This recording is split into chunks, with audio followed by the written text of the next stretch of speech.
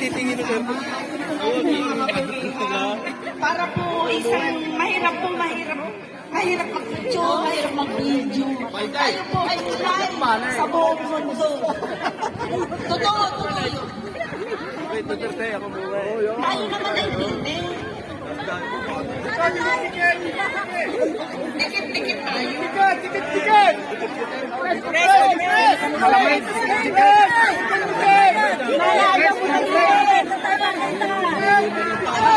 Tayo mo, hindi tayo. Dikit-dikit. You know,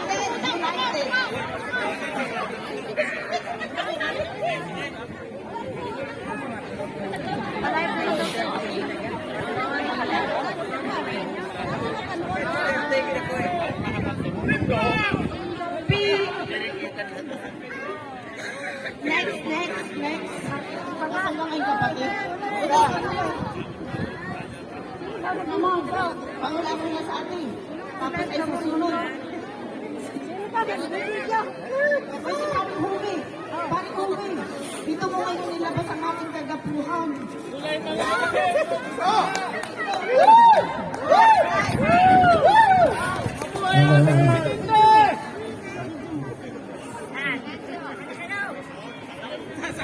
Magandang hapon po sa ating lahat.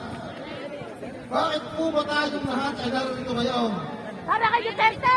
Duterte. Tayo po lahat na narito, lahat po ba tayo bumoto kay Duterte noon? Hindi po. Hindi pa natin masyadong kapila. Alam ka rin ako may kasabi ko, hindi. Ako yun.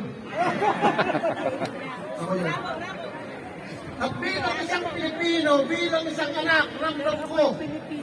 Ramdam natin lahat tayo narito kung bakit ginagawa natin ito. Ito po. Bilang isang anak, ilabas na po natin yung politika. Gawin natin ang ating parte bilang isang anak. Ginagawa sa ating magulang ng ganito. Hindi po deserve ng ating presidente ang nararanasan niya ngayong araw na ito. Ngayong mga panahon ito.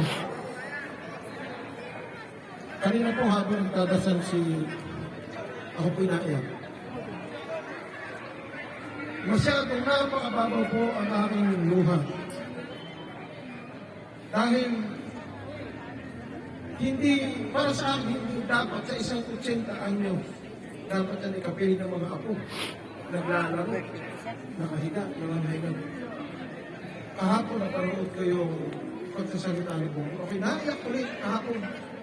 Yung matandang yan, hindi daw marunong maglagay ng mitas, hindi abot. Matanda, hindi mo ayaw ko ang maglalagay ng mitas, kaya ako na kasama sa bahay. Kahapon, ang napanood ko yung sa asawa naman, na gustong-gusto daw kumain na pagkain Pilipino. Ay, dito sa Europa, wala lang tayo, wala kanin, wala. Hindi daw siya masyado materialistic sa kanyang pagkain. Yun lang. Talaga pong nakakawa sa ating presidente. Hindi dapat yung naranasan nyo. Ngayon, sa mga galit kay Duterte, alam niyo po ba, nakasama kayo sa mahal ng ating Pangulong Presidente. Kasama kayo sa tagumpay ng ating bansang Pilipinas kahit kayo galit sa kanya.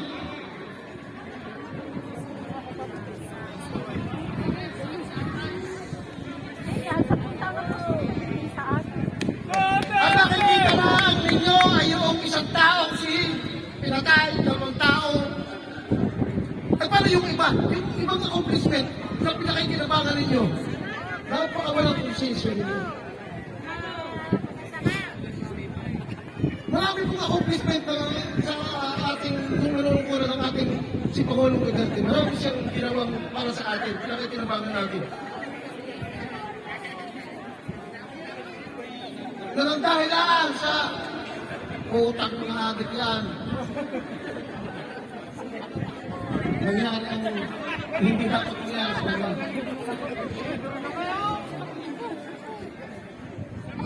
Ang taong galing